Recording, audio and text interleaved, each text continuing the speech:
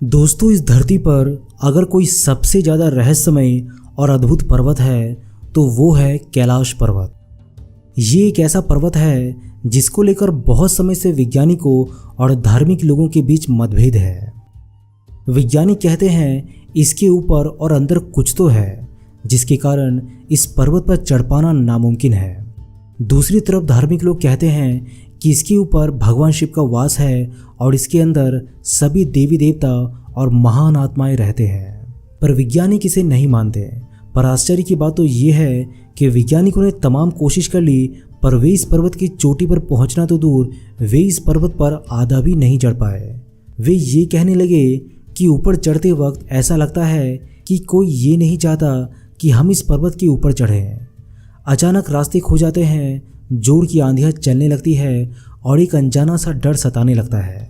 खैर, इन सारी बातों को हमारे भारतवासियों ने कई बार सुन रखा है, परंतु अगर आप इस पर्वत के इतिहास के थोड़ा पीछे जाएंगे तो आपको पता चलेगा एक ऐसे इंसान के बारे में जिसने इतिहास में पहली बार इस पर्वत को छुआ भी और इस पर चढ़ने में कामयाब भी हुआ।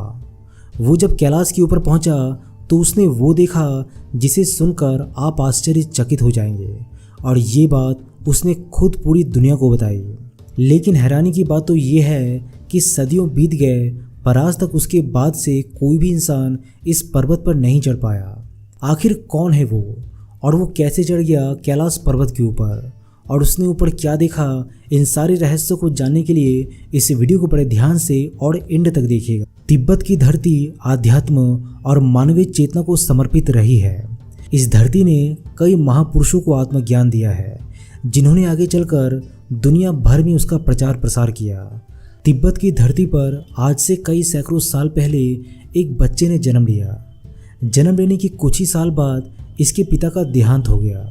इस बच्चे के चाचा और चाची ने मिलकर इनकी पूरी जायदाद हड़प ली। फिर माँ ने कहा कि तुझे इसका बदला लेना पड़ेगा। फिर ये बच्चा जब थोड़ा बड़ा हुआ तो एक गुरु के पास जाकर इसने कई सालों तक तंत्र विद्या सीखी और फिर अपने ही चाचा और चाची के घर पर ओलों की बारिश करवाकर उन्हें मरवा डाला। वो जब अपने घर पहुंचा तो उसकी माँ और बहन एक गंभीर बीमारी के चपेट में आकर बहुत पहले ही मर चुके थे। उसने बदला तो ले लिया था पर अपनी माँ और बहन को खो दिया। इस बात ने उसे इतना परेशान कर दिया कि वो आध्यात्म की राह पर चल पड़ा। उसने एक गुरु खोजा और अपनी आध्यात्मिक यात्रा पर चलना शुरू कर दिया। उसके गुरु ने उसे कहा कि अगर तुम आध्यात्म की उच्चतम शिखर को छूना चाहते हो तो कैलाश पर्वत के ऊपर जाकर ध्यान करो, वहीं पर तुम्हें असली ज्ञान मिलेगा। उस युवक का नाम था मिलारेपा। मिलारेपा ने अपनी कैलाश यात्रा शुरू की। उसके साथ कुछ अनुयायी भी उसके साथ कैलाश यात्रा पर निकले थे। कैलाश पर पश्चिम की ओर से चढ़ने पर सबसे पहले गुरला सिही नाम की जगह आती है। ये वो जगह है जहाँ मिलारेपा पहुँचे तो देवताओं ने उनका सत्कार किया। इसके बाद मानसरोवर झील के पास वे अपने अनुयायियों के साथ रुके। वहाँ पर उनकी मुलाकात नारुवान चुर्म से हुई जो कि बौद्ध धर्म के प्रचारक थे। उन्होंने मिलारेपा से वहाँ पर आने का कारण पूछा। मिलारेपा ने उत्तर दिया कि मैं कैलाश की चोटी पर जाकर ध्यान लगाना चाहता हूँ। नारुवान ने कहा कि कैलाश पर केवल वही ध्यान लगा सकता है जो बौद्ध धर्म का अभ्यास कर रहा हो। मिलारेपा ने कहा, मेरे गुरु ने कहा है कि कैलाश पर सभी बौद्ध अनुयायी योग, ध्यान और साधना कर सकते हैं। बौद्ध धर्म और बौद्ध धर्म के कैलाश पर अधिकार को लेकर दोनों के बीच काफ़ी बहस शुरू हो गई।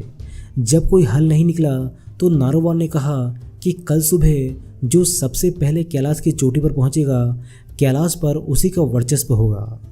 मिलारेपा ने कहा, वर्चस्व की बात तो मैं नहीं जानता, लेकिन देखते हैं कि किसमें सच्ची भक्ति और शक्ति है। मिलारेपा ने शर्त स्वीकार कर ली। नारुवान ने तत्काल ही कैलाश पर चढ़ाई शुरू कर दी, जबकि मिलारेपा आराम करने लगे। नारुवान कैलाश की चोटी पर पहुंचने ही वाले थे कि एक अनुयायी ने आकर मिलारेपा को नींद से जगाया और पूछा कि क्या हमें कैलाश छोड़ देना चाहिए। मिलारेपा ने कहा नहीं। इसके बाद मिलारेपा तेजी से कैलाश पर्वत पर चढ़ने लगे। नारुवान चोटी के कुछ नज़दीक ही पहुंचे थे कि सूर्योदय हो गया और सूरज की पहली ही किरण का प्रकाश वे बर्दाश्त नहीं कर पाए। आंखों में तेज चमक लगने से वे कुछ पीछे हट गए। जबकि मिलारेपा आसानी से कैलाश की चोटी पर पहुंचे, उन्होंने दोनों हाथ जोड़कर सूर्यदेव को नमस्कार किया और उसकी रोशनी को खुद के शरीर में प्रवेश करवाया। ये देखकर नारुवान को अपनी गलती का एहसास हुआ।